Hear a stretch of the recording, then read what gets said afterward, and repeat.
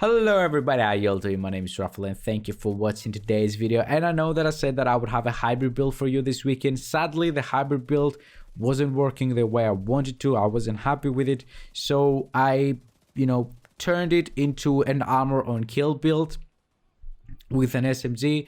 As you can see the gameplay in the background right now, we can be literally in NPCs faces and on heroic difficulty, and don't worry about nothing. I mean, we have to worry a little bit, but if you do everything right and if you get this build right, you will not die very easily. The reason for that is because we have a lot of armor on kill. We have 20% armor on kill, 10% from the Bellstone Armory and 10% from the Gunner specialization, as well as 12% bonus armor from the perfect Blooksucker on kill. Now the bonus armor is the most important part here, because the armor on kill, when you're maxed out on your armor already, you will not get any extra armor, but the bonus armor will keep on stacking up.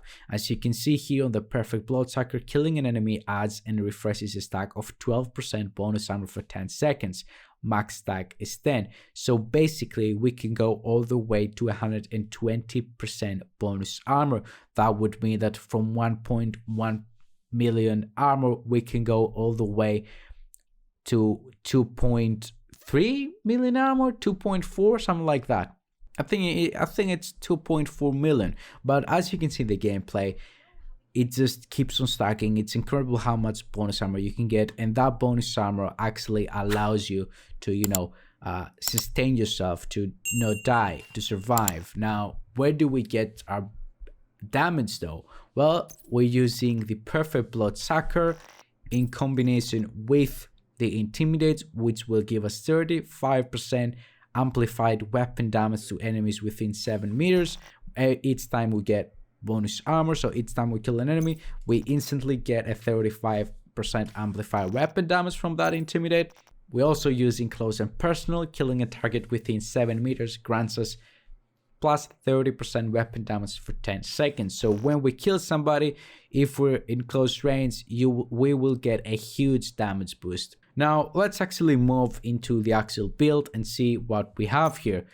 As my weapon, I'm using the converted SMG 9. It doesn't matter, you can use any SMG you like. I think here the important thing is that you go with the damage targets out of cover as your attribute and have that as high as possible, and get a talent like Close and Personal or Killer. Now moving on to the pieces, as you can see, I'm using 2 armory Bellstone pieces. The reason for that is the 10% armor and kill. The 1% armor regeneration is really not important, so we don't really care about that. We care about the armor and kill. We have 2 core attributes of armor on those Bellstone pieces because we want to have some armor in this build. We don't want it to be a full red build, because otherwise the bonus armor that we would get from the Blooksucker wouldn't be that high. But the rest of the attributes, as you can see, is critical hit chance, critical hit damage, and critical hit chance, critical hit damage. Something that I forgot to mention, apologies, is our stats. We have 57.5% critical hit chance, as well as 161.4% critical hit damage. As we already talked about, the Bellstone Armory backpack that we're having is the named one. So we have the perfect Blooksucker talent here. Killing an enemy adds and refreshes a stack of 12% bonus armor for 10 seconds. If you don't have the perfect Blooksucker, you can go with a normal Blooksucker. And the only difference is that you're going to be getting 2% less bonus armor per kill. So when you reach 10 stacks, you will have a 20% total less bonus armor, which, it is a substantial number, 20%, where we're talking about 1.1 million, but it's not the end of the world. Moving on to the knee pads, of course, we have the Fox Prayers for the damage to targets out of cover, 8% over here, some critical hit damage and weapon damage over here as well. On the gloves, I have the Contractor's gloves for the damage to armor. You can change those for a group of Sombra, to be honest, with the 15% critical hit damage that you will get from it. Doesn't really matter, I haven't done the calculations. The damage difference, I don't know which of the two favors. I think it favors the Contractor's gloves, to be honest, but at the end of the day, it doesn't really matter. The difference is very small. Okay, so I couldn't, continue the video without actually testing this. On the Group of Sombra, as you can see here, on a critical hit, we hit for 348,000. And if we change that to the Contractor's Gloves, 356. So the Contractor's Gloves hit for, 8,000 more. What was that? 8,000, 10,000, don't quite remember. But, it's not the end of the world. If you don't have those, you can go with a Grupo Sombra as well. Moving on to the mask, we have the Cheska by Robobeast for the 10% critical hit chance. We have weapon damage, critical hit chance, critical hit damage, and a mod for 11.7% critical hit damage as well. Our backpack mod, which I forgot to talk about earlier, is another critical hit damage mod, 11.7%. And on the chest piece, which is the last piece, we have another 11.7% critical hit damage mod, weapon damage, critical hit damage, headshot damage. It's a circle of concern piece for the SMG damage. Now, this roll over here of headshot damage, it's whatever. Even if it was critical hit chance, we would be more than the cap allows us to be. We would go at 63.5% of critical hit chance, so we would basically be losing 3.5% critical hit chance. So I don't really care that we're not maxed out. It's whatever, it's already good enough. And of course we have Intimidate as our talent, while you have bonus armor, amplifies the weapon damage by 35% to enemies within 10 meters.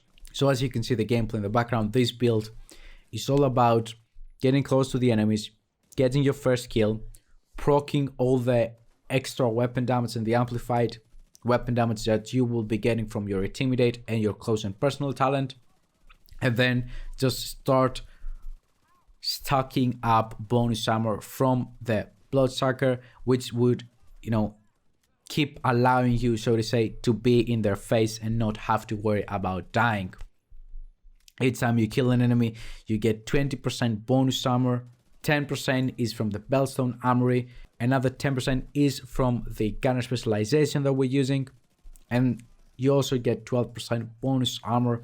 A lot of people combine, Intimidate with Adrenaline Rush, and even though Adrenaline Rush is a very decent talent, I don't like it as much as Bloodsucker, simply because it only stacks up to 3 times and it only lasts for 5 seconds, and you cannot keep on refreshing it, so to say, like you can with Bloodsucker. Bloodsucker, at the end of the day, when I have 10 stacks, which you can get all the way up 10 stacks, it will give me 120 bonus armor.